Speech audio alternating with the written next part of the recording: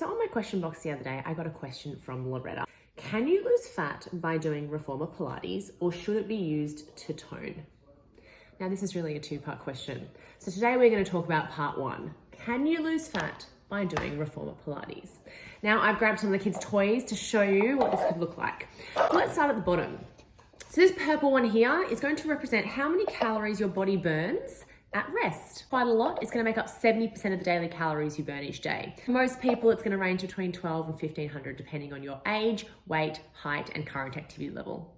This little one here is going to represent the amount of calories you burn doing your incidental exercise. I'm talking your steps, playing with the kids in the park, doing the laundry, having sex, those sorts of things, okay? That's your incidental exercise. Now that's going to make up between 10 and 15% of the daily calories you burn each day. And that can change depending whether you do your steps, have sex, or play with your kids in the park and do all the other things. This next one is going to represent all the calories that you burn digesting your food. Now we call this your thermic effect of food. Now we know that diets high in protein have a higher thermic effect, so therefore burn more calories, hence why we want a diet high in protein. It's going to make up between 5 and 10% of the daily calories you burn each day, depending on the type of foods you eat. And this last little one is going to represent the amount of calories you burn doing your intentional exercise. In Loretta's case, this is going to be her reformer Pilates. I'm going to pop that up there. Now that's going to make up between 5 and 10% of the daily calories you burn each day, depending on how often you work out, how long you work out for, what type of exercise you're doing, those sorts of things. Now, we call this your maintenance. This is how many calories your body expends each day. If we eat more calories than our body needs each day, we are now going to be in a surplus. And if we're in a surplus, we're going to gain fat.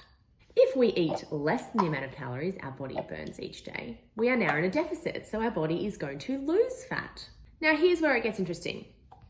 If Loretta decides to not do her reformer Pilates one day, her body now no longer needs as many calories. If she decides to change her diet from a high protein diet to a high fat diet, her body now also doesn't need as many calories.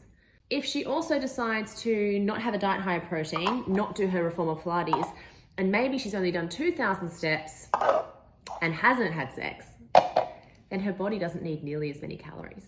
If she keeps eating the amount of calories that she was burning on a day when she was doing all these things, she is now going to put on weight.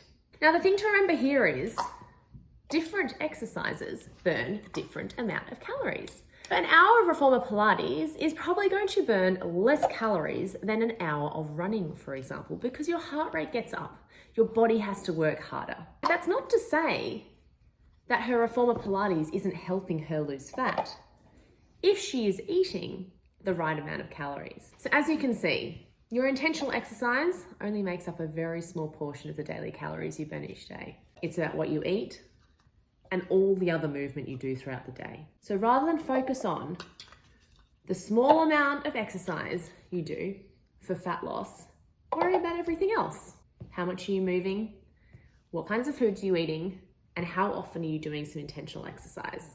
So to answer Loretta's question, does reformer Pilates burn fat? Well, it burns calories.